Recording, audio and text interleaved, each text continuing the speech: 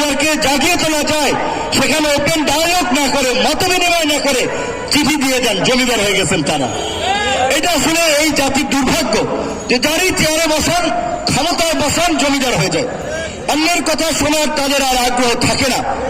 আমরা পরিষ্কারভাবে বলতে চাই, আগামী 15 দিনের মধ্যে এই ক্ষতিগ্রস্ত বিনিয়োগকারীদের বিষয়ে সরকার, সিকিউরিটি এক্সচেঞ্জ কমিশন কিংবা আরো যে সমস্ত প্রতিষ্ঠান রয়েছে তারা কি কার্যকর পদক্ষেপ নিয়েছে আমরা সেটার আপডেট দেখতে চাই। অন্যথায় কারণ থাকবে না, এখানে 15 দিনের মধ্যে আমরা কার্যকর পদক্ষেপ দেখতে চাই।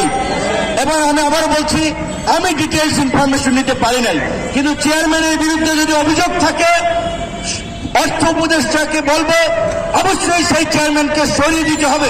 একই সাথে অন্যান্য প্রতিষ্ঠানেও যে সমস্ত ফ্যাসিস্টের সহযোগীরা এখনো বসে আছে তাদের বিরুদ্ধে যদি আপনারা ব্যবস্থা না নেন তাহলে ওই ছাত্র জনতা, নাগরিকরা টেনে হিসেবে নামাবে। সেটাকে যদি আপনারা মব জাস্টিস বলেন, মব বলেন, কিচ্ছু করার নাই। কারণ আইন যদি আইনের গতিতে না চলে, জনগণ যদি প্রতিকার না পায়, তাহলে কিন্তু জনগণ আইন নিজের হাতে তুলে নেবে।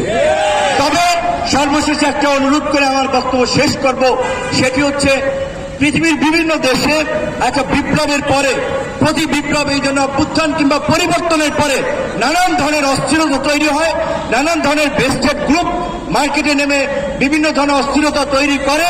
সেই ক্ষেত্রে এখন যাকে তাকে আবার ফাঁসিবাদের দোসর কিংবা যাকে তাকে ট্যাগ দিয়ে যদি আমরা বেশি সংখ্যক মানুষকে হস্টেল করে ফেলি, তাহলে কিন্তু আমাদের যে কাঙ্ক্ষিত লক্ষ্য উদ্দেশ্য, একটা পরিবর্তন, একটা রিফর্ম, আগামীর একটা সুন্দর দেশ, সেই জায়গায় আমরা পৌঁছতে পারবো না। কাজে আমাদের মত পথের ভিন্নতা থাকা সত্ত্বেও দেশের বৃহত্তর স্বার্থে আমাদের মৌলিক বিষয়গুলোতে একমত হয়ে আগামীর পথ চলতে হবে, কাজ করতে হবে। সবাইকে ধন্যবাদ।